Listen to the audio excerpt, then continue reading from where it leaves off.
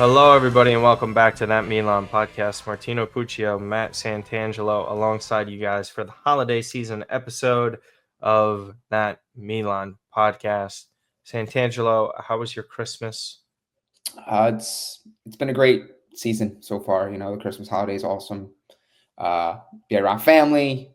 Take a little bit of a backseat to all the football chaos, the transfer window talk, Milan chaos, and just enjoy being present, being with family, being with positive energy and positive energies. So yeah, it's been good so far. That's good. I hope everybody enjoyed their Christmas Eve if they celebrate. Again, snowed up over here, so at least the one day out of the year, you're okay Tuesday, with it yeah. snowing. Me personally, I hate the snow. I think it's terrible. It just looks nicer than it is because when you're an adult and you have to do things, it's the worst. But yeah, Christmas was fine. Got off from work. Worked Boxing Day yesterday at Peacock. Definitely an exciting time. A lot of underwhelming games there, unfortunately. But looks like Liverpool is well positioned, man. I don't Yeah. really see with the Saka Impressive injury feat now. too, right? Considering the fact that they've been under a Klopp for so many years, and now to get a new coach, and usually those things take time, but to get basically new personnel and new coach, It's new gonna ideas. be nothing But erases it's been the perfect year for it. Like storm. it's like a Yeah. perfect storm because you see cities going through all their charges, and cities is very underwhelming. Arsenal are having their own struggles. So sorry, I mean, Pat. Chelsea and United are kind of in this still turning point Yeah. period. I mean, Chelsea clearly yesterday is like a highlight of where they're at. But anyhow, we're, Mhm. we're here to discuss Milan. Again, if you didn't check out my latest video that I did commenting on Jerry's comments and stupidity on top of Morata's comments, did you want to get your 2 cents in on that, or you don't even want to Nah, bother? we'll save that. You guys just go and check out the video because I mean, truthfully, like I've been so detached. Like you guys haven't seen me tweeting that much. Usually, I'll pop in with an occasional quote or little like troll Yeah, or whatever here and there. But more or less, yeah, I just I like to nowadays at least kind of keep more my opinions and things like that for like recordings. And I know you're kind of like the same way, more or less. So go check out that kind of. video. Go check out Kush as well. We had Kush on a couple weeks ago, and he had some issues with his YouTube channel, but He's his been work fine. rate's been Yeah. immense. So go check out his videos and go. I know he did a video on Jerry's comments as well. So yeah, show all the Milan creators the support during this time. Yeah, see, Matt doesn't even want to be bothered. So we have a game this week. And quick turnaround. And so with Leao being out due to his knock in the game against Verona, again, Milan picked up the 3 points. We're not really going to discuss that. It happened so long ago already. They have a lot on their plate coming up. It's Roma on the 29th. Then the Supercoppa commences on January 3rd. So if they win, then they would play the other side of the bracket over there, which would be between Inter and Atalanta. I think the majority of people would like to think that the winner of Inter and Atalanta is likely to win the Super Cup. I think it would be a surprise if Milan or Juve were to do so. Now, again, I think Juve are better equipped in a knockout sort of phase with the way their style is. But in general, yeah, not great.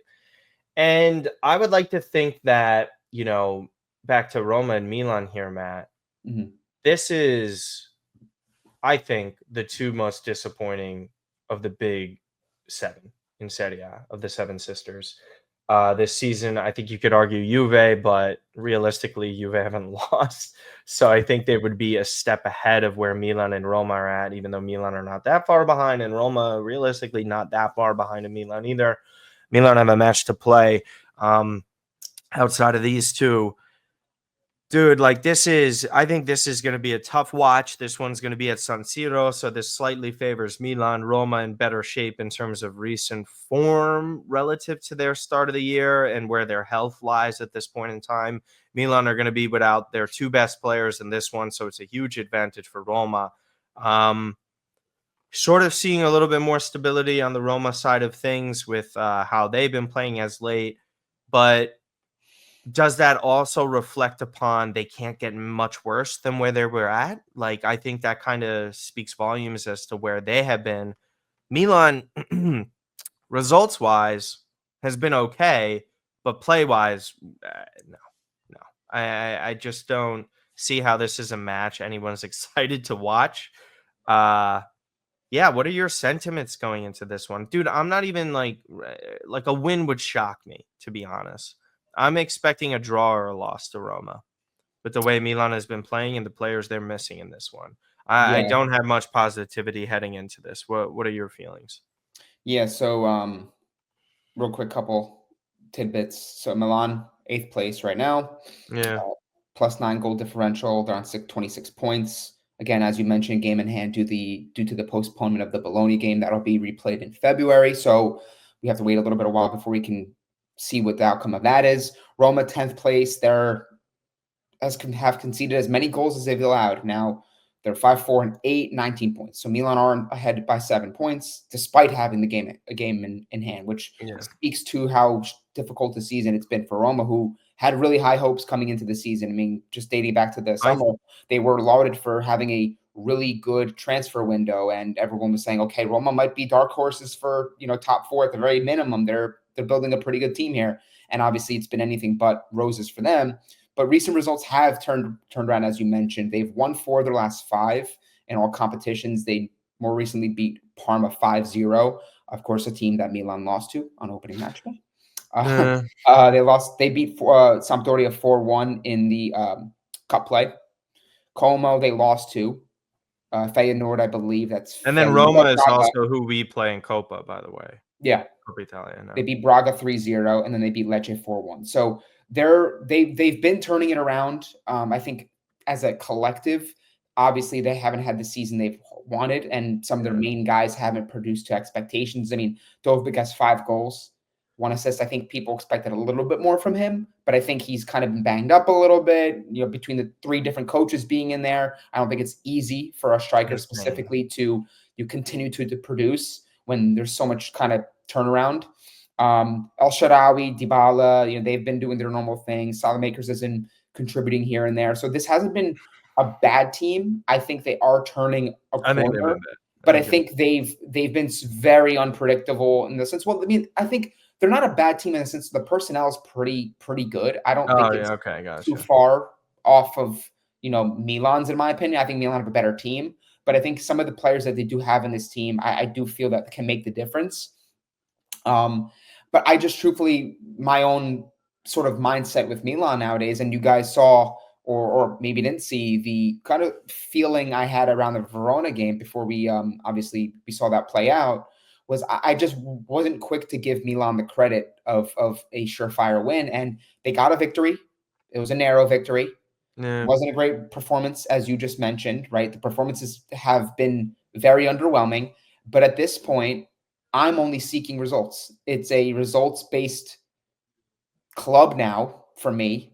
Like if they win games, awesome. That's what I care about. It can be a shitty penalty, excuse my language, or it can be terrible top to bottom. But if they win the game, that's really all I can want because truthfully, I'm matching, if I'm being honest, the ambitions that we're laid out by management and ownership and Jerry. Top 4, right? He wants top 4. Okay. Well, you're, as the owner, are setting that standard that you are basically seeking a top 4 finish. That's kind of like what your eyes are on. So fan base obviously wants more, but now you're basically putting in their corner to say, okay, well, you want top 4? Okay. Everyone's going to feel the same way, and that's going to be their expectation under your ownership. So just tying it back to this game, Roma are a team that typically give us fits. I mean, the games are pretty cagey. I know there was a couple of results recently where I think it was the 1-1 draw last year in league play where I think Saelemaekers scored a very late goal. Milan had really no business, in my opinion, getting anything from that, but I think they got a draw. And then in the Europa League, as we mentioned, we crashed out miserably against Roma, who by all accounts really weren't even a strong team last year. No, they were So garbage. It these was like the new De Rossi boost. There was these such a fugazi. these matches are really tough to predict and pin down from a Milan standpoint. And then when you throw in the fact that we don't have Pulisic, we haven't had him for a while. Rafael Leao, as you mentioned, came off in the Verona game. We really have a couple players in this team that are playing at a high level now. Reinders, Fofana. Noah Okafor is out as well, so Noah there's Okafor's really out. So, no like, like left wing this is actual we're replacement. picking up the injuries at the worst time as well. On top of being a pretty bang average, being generous there, saying that team at the moment with performance wise. So I just don't have any expectations as being a, hey, we're going to turn it around. We're going to finish the year on a positive note. I just truthfully don't see it. This, like many other matches before this one, spell and give signs of, they get a goal from something. Maybe it's Reinders. Maybe it's another Fofana assist from the midfield, because that seems like it's really one of the only ways we're scoring goals these days. And we draw. Milan don't get too aggressive. Fonseca doesn't get too aggressive. Ranieri is the same way. Picks up a good result. Gets the draw out of San Siro and dips into the new year. That's kind of how I see this one playing out. I just think that Milan have too many injuries to overcome, the lackluster performances they haven't been able to overcome even when they were healthy and they had more or less a full roster. And Fonseca hasn't proven to me that he's been able to figure things out. Obviously, in recent weeks, Jimenez has been one of the very few bright spots in this team. So I think we'll see more of him. But I just don't think that we should be relying on a young player like him, no disrespect, to be playing this consistently and being one of our top players and hoping that that's enough against Roma.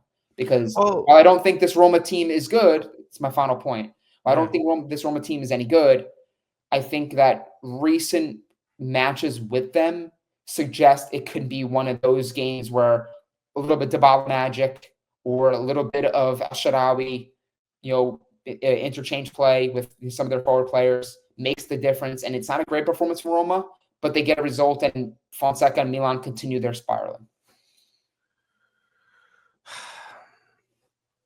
I think both teams stink. I think everything that Roma did for that stretch under De Rossi was completely fugazi and an outer body experience, and the larger body of work at the start of last season and to where we are right now in the league is who Roma are. And Roma are not a good team.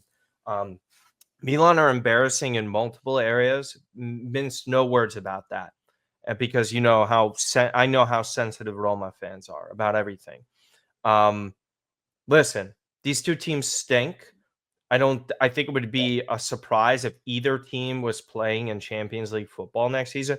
It would be a miracle if Roma made it. It would be a huge surprise if Milan made it. I think that this is a very fortunate game for Roma in which they have to get a result here. Milan, of course, always have to get results, and that's the standard that they always have. They always will have that. But obviously the management and ownership does not reflect that. I think the part with the Alex Jimenez side of things stems from the way that they want to build their model for a club. When you don't want to get actual professionals to fill in at that left back position, you're going to have to be put in situations like this, whether the manager wants to bench the actual left back or standards and injuries are forcing them to sit that player. Same would go for the right back position, because I don't want to see Calabria or Emerson Royale ever play for Milan again. Ever. I'm going to be forced to see it, but neither should ever suit up again or get any minutes. I can't stress that enough on how bad those players are. That I'm sorry, they don't ever put in anything like the extra mile that like an Alexis Saelemaekers would do, that you'd be like, okay, I could somewhat digest that because at least he's giving me that. There's zero that I'm getting from the right back. So I'm like, okay, I could tolerate this. I can't tolerate any of it. I'm sick of it. The number 10, the right wing position for this one. I mean, Chukwueze is like, you have to play him, but he's been subpar pretty much the entire tenure at Milan. He's been better this year comparatively to last year, but what does that really matter if he didn't do much last year? The number 10 position, Loftus-Cheek will be out. Does Liberali come in here? What happens with that? Is Reiner slotting in there? They don't have Musa with their for the double pivot. Voss doesn't seem ready.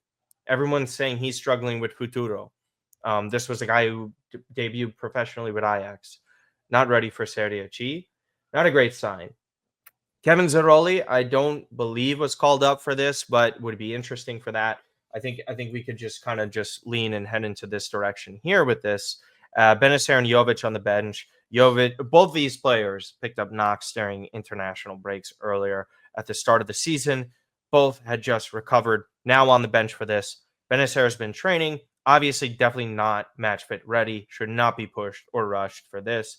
Jovic, not really necessary to see him feature in this unless they're out of options. They need somebody to poach a goal. Whatever. I'm okay with it.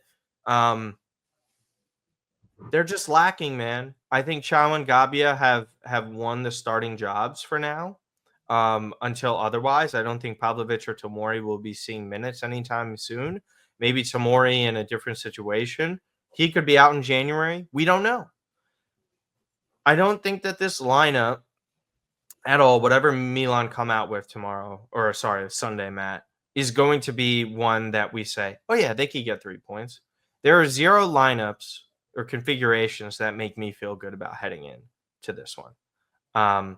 Just straight up, there's just no way that you can convince me of it. So we're sort of forced to sit here and say, is a draw a good thing? And is that an acceptable sort of result for Milan given the circumstances? And I would say if Milan were in the mix for top 4 right now and playing well through the season, then you could be like, okay, yeah, circumstances are different. You don't have your best players. Roma's in form. Roma's healthy. You could maybe live with a draw. But again, as we say every single week in a tiring tone, Milan cannot afford to drop more points. And the reality is they're likely to drop more points. So we're sort of in this conundrum right now that I think the best course of action for Milan to get 3 points in this match is if they hold on for the majority of the time and they get someone like Benacer on to try and make a difference late with his quality, which we still don't know because he's barely played. And I'm wearing his kit today. I love this player when healthy, but like, how are we getting it? This is going to have to be individual quality. You're going to have to pull a rabbit out of your hat to win by 1 goal. That's the only course here for Milan to get 3 points. There's no other result that's coming here with 3 points that I see happening with Milan. Are they like for instance, are they winning by 2 goals in your opinion? Would you that's a surprising result. They win by 2 goals. I mean, I don't think I don't even think they're going to score 2 goals.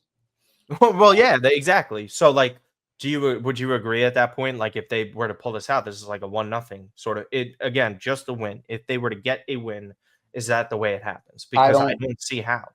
I don't even think they're going to get a win in this, truthfully.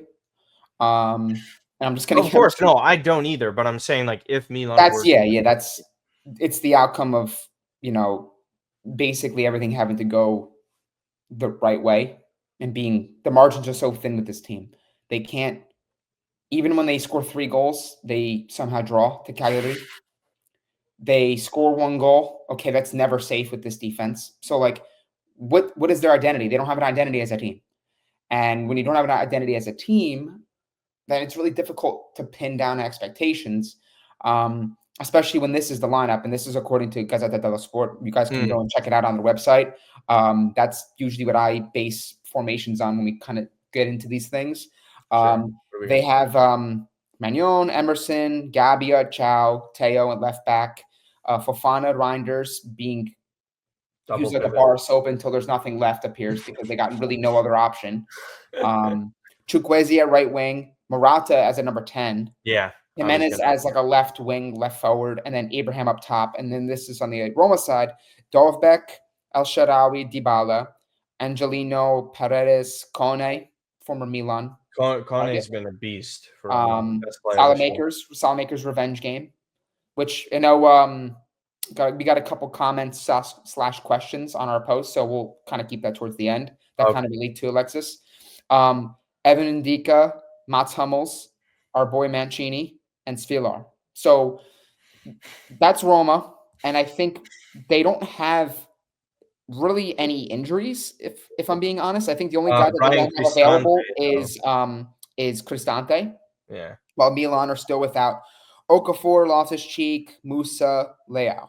So, I mean, you look at what we have on in our projected starting 11, and then you look at our bench, right? Which, again, where are you getting the production from, right? I mean, Pulisic looks like he could be on the bench, but I would be surprised if he plays. Camarda, Jovic, Liberali, Zeroli, Terciana, Benacer, like, where's the big difference maker that's in good form right now that can come off the bench and have an impact? We were supposed to be a team that had depth. That's what I was sold that dream, right?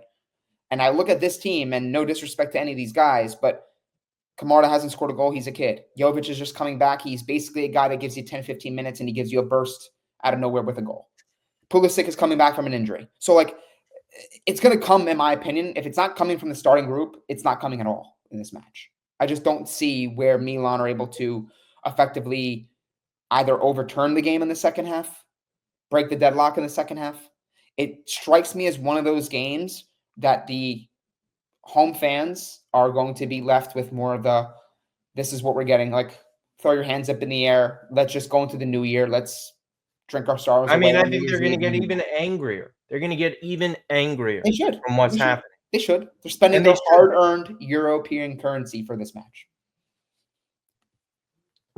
That's what they're doing. If they do, I'm sure fans will show up. But who's to say the Curva would? Like, why would they? I just don't.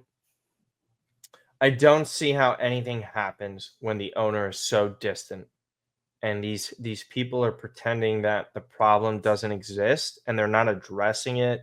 Ali made this comment on the Sempre Milan podcast because I'm sorry, you just can't avoid this shit right now.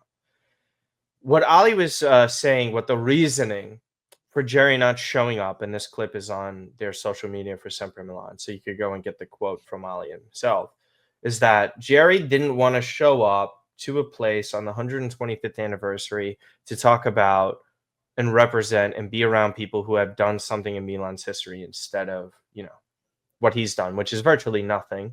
To me, just real quick on that point, is so stupid because people would have more respect for you for showing up and facing the music than hiding like a coward.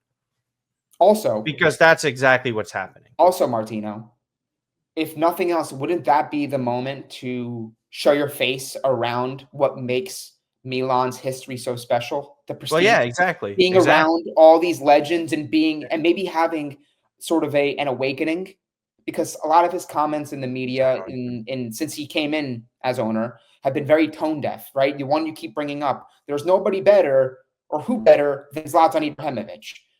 And it's funny because you looked at all the photos, you saw Pato, you saw all these guys, these legends and players that have had such large footprints on this team's history.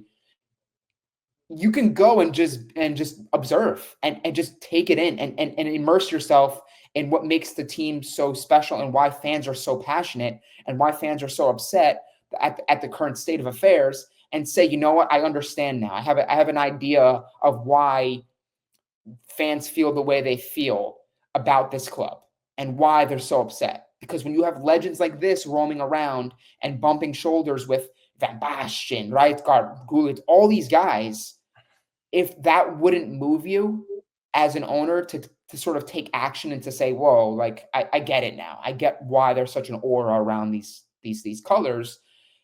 That would have at least given me something. I would have at least had some additional respect for you. But for you to not even show on an event like this shows me that you didn't want to face the music, because you knew the Curva would have ran you out of there. And that shows more cowardice than anything else, in my opinion. Yeah, I mean, it clearly is. Again, even some of the stuff from the Harvard Business document was talking about how he knew Furlani didn't have any footballing experience, so he still falls in line with what Redbird wants to do. And honestly, if you're just sending that signal to the fans and everyone else and players, and Pulisic is making comments like, we can't buy 100 million euro players. Shut up. All of you shut up. Stop talking. Stop. Nobody wants to hear this. You're here for a short period of time. We're going to be here. We're going to be here after you retire. We're going to be here after you sell this club. We've been here for 20 plus years already. We're sick of it. Don't insult our intelligence. Every fan, I think, for the most part, who cares about this team, I would like to think has had their intelligence insulted more than once under this regime, under this leadership, whatever you want to call it. I think people are getting sick of it, and the Curva had been more than patient with it. And now I don't like or appreciate what they've done with certain players when they're jeering them, they're coming out with their family for the 125th anniversary. It's completely arbitrary bullshit. It just is. Okay. I'm not here to sit here and back up booing Rafael Leao. For what? For what? You'd be nothing right now without the guy. Same because Pulisic's been awesome. He got his cheers, this and that. Stop trying to alienate. I also don't think the Curva does a good job of like helping decipher who should get support and who shouldn't. Picking like there are a lot of people who want to back Rafael Leao. Them not backing him is sending a terrible signal. I don't care if you're the leader, but it's bullshit. It's just the I logic is also think terrible. too. I also think too when you see moments like that, and again, like there are players that I'm sure they can acknowledge their own faults and the fact that they do need to raise their game. I think Rafa being one of them, right? And some of the other players in the squad, route Tomori, Loftus Cheek, just to name a few. But I think it sets to your point, a precedent where it's you have guys like Camarda who again he got cheered. He's barely played with the first team. He's got a bright future. He's one of Milan's own youth products, right? So I think maybe there's sort of that sort of tenderness that they have towards him. But I think if you're guys like Camarda or Zaroli or some of the other younger players that attended, and you see the Curva, boo or jeer guys like Rafa who have Yeah. won at this Yeah. club, who are trying their best, maybe not playing their best football. I think it's like, wow, they're treating these players like this. And I'm not trying to be soft on certain players and have favoritism towards certain players over others. But I think again, to your point, it kind of just fans the flames of a very difficult time, and the results have been very bad. So I don't know. I really didn't have too much feeling towards it. I kind of just saw it unfold, and I'm like, this team's a circus right now, unfortunately. They are. They're pathetic. And They're pathetic. it's pretty embarrassing when you're sitting eighth.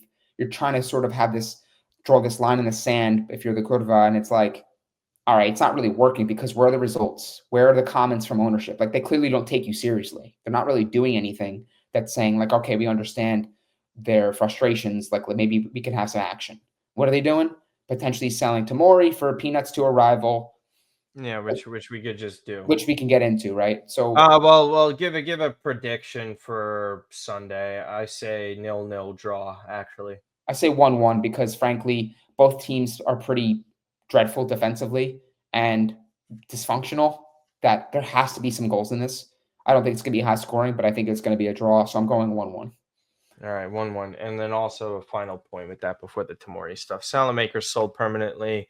Claudio Ranieri made some comments today about how they would like to keep Saelemaekers. Saelemaekers at a club like Roma makes so much sense with their lack of overall depth offensively. I think Saelemaekers obviously being one of the most versatile players. Milan holding out for around 15 to 18 million.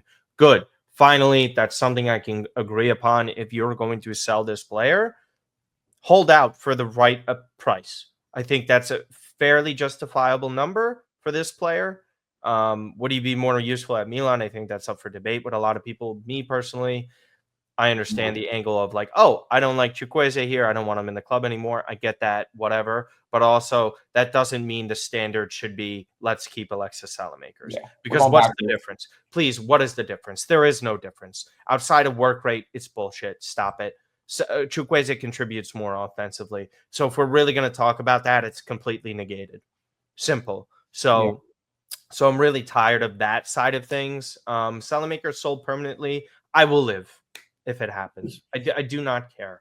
I do not care regardless. Like, bro, please stop. This manager used him at a left back position to start the year. This is who we're talking about. We're not talking about some player that people think is like you can't miss. This isn't Kalulu, okay? This is not Kalulu and his upside, what he brings, and what his situation was. We saw plenty of Alexis Saelemaekers in the time that he was at Milan. We know what his capabilities are. We saw what he did at Bologna. We saw what he's done at Roma so far. Let him go for the right number. That's all I'll say. If they're willing to pay in that price range, sell him. Do Yeah. it. Do it. And that's not also to say, nah, you got to keep Chukwueze. Nah, if a good offer for Chukwueze and a lot of other players on this squad come in, you take it because a lot of them are not up to par and standard. And I'm not solely blaming the manager. And it's also not like, oh, yeah, I trust the management to fill in the right spots. That's not what I'm saying. What I'm saying is if you get a good price on a player that is clearly not good enough, you take it. Your thoughts before we go Yeah. to the No, I don't really think there's too much to Yeah. differ on there. I mean, it's a lot. Saelemaekers gave us what he did over his couple years at the club. He played a good role within the Scudetto winning squad, but I think you're clearly seeing a lot of the remnants of that squad are on their way out because for maybe one reason or another are deemed surplus, right? See Tomori, he's in a difficult moment, which we'll talk about, Yeah. and it looks as though that that was not too long ago, guys. It was 3 years ago, 2022 they won, right? 2 years ago. A lot of those players are no longer on the team It'll be for 3, one yeah. reason or another. So Saelemaekers, again, I appreciated the goal against Napoli. I appreciated some of the performances he put together. He did his job. But guys, like, you can't come here and come in the comments, go on social media, go underneath Milan posts and complain about, well, we have to have better quality. What's this? Where's the ambition from this management? And then cry and complain that we should keep guys like Saelemaekers. If you want to say that Saelemaekers becomes a third right wing utility guy, and you want to sell Chukwueze, fine. But like 15 to 18 million, like you're fine with saying no, we don't need that money. We'll keep him. We bought him for a couple, what, 5-6 million total? I think it was like the total deal was around 7-ish. 7 million with like the loan fee and final. Yeah. Like, It was guys, like like, spread out. It was a it's good okay. job. It's okay. Yeah. There's no need to have attachments to average players that, while they maybe were liked, they don't have a future here. They're not This going to raise isn't the bar for yeah, Milan. Milan are not going to get to where they need to be no, with him playing a primary role. So I am I fine agree. with it. I do appreciate it. I'm not going to slander the guy, but let's move on. I Let's get players that can make the difference. I agree. And it's not to be rude to any fans, but Yeah. you were showing when you started rooting for the club if you care this much about that. I'm just saying. If you saw Kaká leave and you were a fan, you were growing up, please stop. Like even if you saw Thiago Silva and Zlatan, Yeah. but again, still not telling you how to feel about a player. Maybe you have a deep affinity for him. Okay, but please, large majority of everybody, let's stop pretending who this was. He could be a fine player elsewhere, but I'm not crying over spilled milk. And finally, these are loose rumors. These are not from strong sources and newspapers. However, I don't completely rule out that this would happen. Falling out with the manager, clearly. Drop in play ever since returning from injury at the start of the calendar year of 2024. So basically a full year now of play from Fikayo Tomori had been subpar. Positioning, head-scratching decisions, technical ability clearly catching up to him, Matt, in terms of his overall play. When Tomori is on and when he is thriving, playing well in the right system, I think this is a good center back. He was one of the better center backs at the peak in Serie A when he was playing his best. He has not been that for quite some time now. It's largely indefensible on a massive scale. I think there have been some inconsistencies in his playing time, who he's playing with, the partnerships that he has. I don't think he's had the right players around him to let him thrive. I think that's true. But I think the biggest negative for me with these rumors is not just the price, which is not high enough, and it's largely to who. Yeah. You do not give your rivals a cut rate price for a player that is in the downturn right now when the value is low. You are moronic. You are terrible at your job. And what I said prior to Matt, to the recording, if you went back a year ago and you were told Fikayo Tomori and Pierre Kalulu, if this were to happen, right? Because Kalulu is likely to be an okay with this to Juve permanently. You do not give Fikayo Tomori and Pierre Kalulu to Juventus for 45 million combined. That's a fucking embarrassment. Okay? Just straight up. Don't care how good, how poor they'll be. That's not what the price is. That's not what it ever should be in general, and let alone to a rival. We are not here to give discounts to this shit. How many clubs are you going to give discounts to? First, it's CDK to Atalanta. He has a great season. Oh, you want to pay a little bit less? Yeah, sure, no problem. Where do you want to pay us next year? You could pay us in 2025. No worries at all. No worries at all, Atalanta. You could do that. They're ahead of us. They won Europa League, the competition that they wanted to go after. And he's dunking on our players, right? It's literally did that. Except there's no basketball hoop. I am so sick of it that they want to talk about making top 4 when you're actually harming yourselves to do so when you give away players for cut rates. I'm sorry. I understand Tomori's limitations as a player. Please stop pretending that this version of him is the actual version of Tomori. Because that's bullshit. Because it's just straight up bullshit. And also, we didn't even mention the other factor in this deal, Matt, where Danilo is involved. And Milan appreciated his leadership. Man, if you appreciate leadership, go tell Zlatan to suit the fuck up and go back on the team then. If you want leadership, you care about all this shit. You care that much. Tomori no longer a leader, apparently? These guys on the team, there's not enough leadership. You're giving captain's armband here. Oh, I think this guy deserves it. This guy could have it. Oh, that guy can. Shut the hell up, man. Danilo is over the hill. He's completely mediocre at best. There's a reason why Juventus fans are also... You're taking a depreciating asset from your rival. This is not Atalanta rival, where it's like, oh, in the moment, Atalanta are a rival. This is historical rivals that you do not want to help. Why the fuck would the Yankees and George Steinbrenner want to help out the Red Sox? Please explain it to me. Why are we ever doing this? It is beyond stupidity. Find someone else in the Premier League to pay this price. Find somewhere else to send the guy. For the love of Christ, stop sending players to Juventus. It's stupid. None of these deals are favorable. They haven't been. Since Pippo Inzaghi, they've had 0 favorable deals. Every time they deal with this club, and Juve hasn't even done a great job in general, right? We can all admit that. They've done well in certain areas, but in general, they're not doing well. And the fact that this management is getting ripped off by them speaks volumes. I'm not saying this deal will happen. I doubt it. I don't really necessarily think Tomori kind of fits with what Thiago Motta does and the style. Could be wrong. But it would be detestable. It would be pathetic to have that happen. And it's not even like I want to keep Tomori at all costs. It's about who and where, just like it was with Kalulu. It's about if you are selling him, sell it for the right price and sell it to a team where it doesn't affect you. With this, it's both. And that's unacceptable. So your thoughts on that, because I have none left. I don't know. I mean, really don't have much. I mean, I think that obviously you hit the nail on the head. Like a player that has obvious quality, and we saw that, in the Scudetto winning season. We saw that in some Champions League performances right in the year after.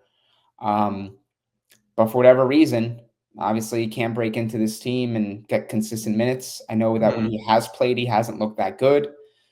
Post-injury, I don't know if it's sort of because of that, but I think that professional sports players, I think environment's important, who the coaches is important, and club culture is important. And again, I'm not saying that as professionals, these players shouldn't be playing to their level, regardless of whether or not the guy that brought them in is there or not. speaking on Paolo Maldini, because I know you touched on that in previous episodes, with the connection to Teo Hernandez. But it says a lot where players that entered as young players that became champions at this club, that were selling them at cut rate prices and below market value to league rivals because they're playing so poorly. I think that's a reflection of bad culture right now. I think it's a reflection of bad management. I think it's a reflection of inability to develop players to their highest potential, because a player like Kalou that Milan got for peanuts looked really well and really strong in that Scudetto winning season. Had some injuries, couldn't really shake into the starting 11 as consistent as maybe he and many would have hoped. But we're giving them away at ripe ages. These aren't players that are 33, 34 guys. Like, they're mid-20s. Like, this is players that people probably envisioned being starters. And if not starters, one of the first few names off the bench. I mean, Kalulu and Tomori was the center back pairing for the second half of that Scudetto winning season. They're both going to be gone potentially. One is already gone. Look at the fullbacks. This is a team and this is a management that I'm very, very, very reluctant and concerned when they do deals like this. Not because that maybe the money in the moment isn't fair relative to market value for them and how they're playing, but I don't have the confidence that, one, they'll invest it the right way, and two, they'll get the right profile. I'm sorry. I just don't see it. You sell Tomori, right? Let's assume you sell him. It's a loan with an obligation, and I think that's what Gazzetta came out with in Tuttosport, right? 25 million, I think was the number. Correct. Right? And you're going to bring in potentially, they like Danilo. I think so does Napoli. Like, he seems like a Conte. Again, context matters. If Conte was my coach, I'd be like, let the guy cook. He does a good job with center backs. He kind of has an idea what profiles work, right? Yeah. Danilo, he hasn't. When's the last time he put forth a good performance? Look at the Juventus fans and how they're feeling about him, right? And they have a dire situation at the center back position, so it says a lot how they feel about him. Number two, he has a contract expiring in June. You're going to get rid of a player, and this is it reeks of classic. Well, it's a good Moneyball move. Billy Bean. It's a shit move. It's a shit because move. they can sell a player now, get some money, maybe address the midfield position, which has been something that consistently keeps circling around, right? And a winger. I know that's another guy they're mentioning. The guy from Monaco, right? But then they'll go and get a veteran guy on the cheap, and similar to the Simon Kjaer deal, right? Get him on cheap, get him on the down. Maybe he plays well. He has a new lease on life, and now you can extend him, and he'll take a cut rate price, and you got a player that was costing nothing.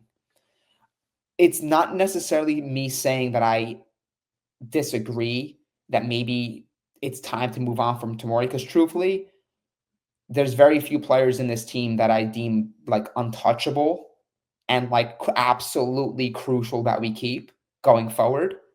So I'm not saying that we shouldn't take any deal or consider any offer for Tomori. Again, to your point, and this is my final one, is it's kind of the manner in which you do it, because Juventus are clearly in a crisis defensively, at least as far as like the numbers are concerned, head-wise in their team, right? So what do? You give him a player that knows the league, he can play along Kalulu, and you kind of make things easy for him. Hey, you guys want Tomori? We'll give it to you on the cheap. And then, of course, we play them in the Super Cup. And middle of January, we also play them in the league. So this isn't a player that, again, we won't be potentially seeing again. And it's hard for me, the way that this management is operated and the way their track record has gone, because truthfully, you can really point to a select few moves they've made on the transfer market side that have worked out well, that I have confidence that I'm saying, you know what, I don't really agree with selling Tomori, but I'm willing to give this management the benefit of the doubt because of X, Y, and Z they've done in the past. And that's my problem. I have a lot of pause with literally every move they make. And I have to always temper my expectations for that reason. So this is something I don't, again, foresee happening, because I think that Milan also needs center backs. Like, who else do they have? Right? But at the same time, I don't put anything past this management to do something so Oh, clueless speaking of, in the Giancarlo moment. Simic has done fantastic at Anderlecht. I think that situation is a little bit different. I think I it's don't similar. think so. I think it's I think I it's get what similar you're to the saying. Kirkes situation as well, because I know like people like to point at the Maldini, like, oh, he couldn't keep him. I think that Kirkes and Simic are two players that I think they realized their quality is a little bit better relative than the minutes they were receiving. And a little bit more money, sure, but truthfully, they weren't going to do it. I don't agree because at the time, Teo Hernandez, best left back in the world, that's who's blocking Kirkes. Who the fuck is blocking Giancarlo Simic? Who? Well, here's my thing. They couldn't figure out a center back pairing duo, and we think we might have one right now. They couldn't figure it out till Christmas. They Well, couldn't that's get the one problem. right. That's the problem. That's the problem, because it's improper planning and squad build. Because if you identified and you were going with the cheaper, if you were going with the cheaper player, right? Let's back up here, right? If you wanted to go with the cheaper solution and you looked within at a guy like Simic, and you could have extended him and given him probably less than what Tomori was making. Not even probably, you could have, right? If you try to sell this to the fan base saying, hey, look, we're going to sell Tomori for 40 million before the season starts. We just truly got a good offer. We don't think that maybe he's going to get back to the same level, but we want to take advantage of the fact that, Premier League money is coming in and we can get a good deal for him. And we're going to give Giancarlo Simic the opportunity from the jump. Under Fonseca, this is a guy that's going to get minutes, and we see him being a long-term piece of this project. Yeah. Again, it's improper planning, because all really what you've seen from Tomori is, in addition to all the struggles of the defense and this team to get going, you have one of your more valued assets in the team. His value's tanking. And now it's just an improper planning. If you're going to sell a player like Tomori, in my opinion, it had to come in the summer when his value didn't drop maybe by half. And now you're getting a 20, 25 million offer versus a 40 million offer, where people could have said, yeah, he had a couple bad months. He came back from an injury, but you know what? He's healthy now. You'll get him into your team. He knows the Premier League, or he knows this team or whatever. And you can bring him in and you can at least get that money. Now, forget it. You can't make this move in January.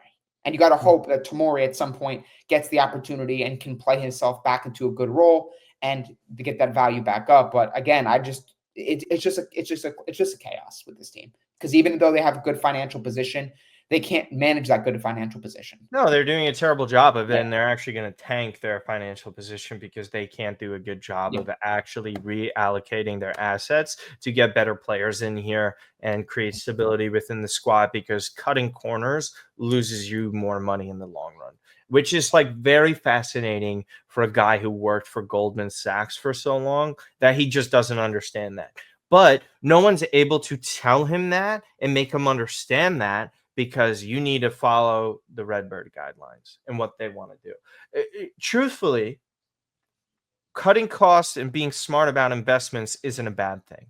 But when you go about it the way Milan does, it's fucking stupid.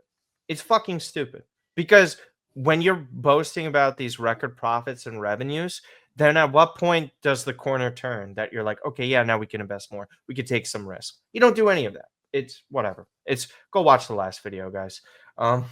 So with that, we appreciate everything that you guys do. Welcome to all the new subscribers as well. There's about almost 400 of you that just filtered in. Welcome aboard, guys. Appreciate it. Shout out to Adrian of Rabona TV. Adrian always gives me, Matt, a platform to discuss all things Milan.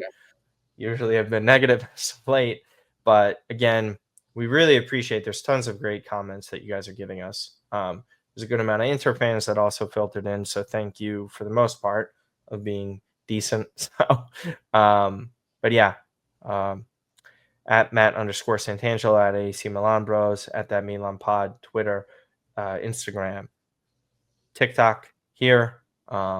and Spotify, Apple, everywhere you get your audio podcast. That's where you could listen to us. You could follow me at Martino Puccio everywhere. And it's pretty much it. We'll see what happens in the coming weeks or so with podcasts and recording for that kind of stuff. But this is the last one for 2024. We had a great year. Hopefully, Milan have a great year in 2025. Looking unlikely, but we will be here to give you all the content. Matt, anything else? Just want to thank you guys for supporting us this entire year. It hasn't been a great year. We all know that. Hasn't been a great season. We haven't shown we're going to, again, finish the year strong, which I was hoping that they would do that for us. Again, maybe they will against Roma. Who knows? But regardless, you guys have always supported us on every single platform. Likes, subscribes, consistently commenting, getting engaged, involved, and being respectful, which is huge. And I think that's one of the great things I love about this community is there's a lot of differing opinions. It's very frustrating time about where the direction should and should not be. But you guys are the majority are very civil and giving solid discourse, and it's not rooted in angst and name calling. So I appreciate you guys helping us create this Milan community across all our platforms, supporting and showing us love, and you sticking by what we do, because it's not easy, in my opinion, to come on to podcasts, talk, to get engaged when the results and things don't seem very promising. But you guys have done that. So thank you so much. Hope you guys have a blessed new year. Be safe. Many blessings. Have a lot of peace. Have a lot of grace. And we are looking forward to seeing you guys in 2025. Bye, guys.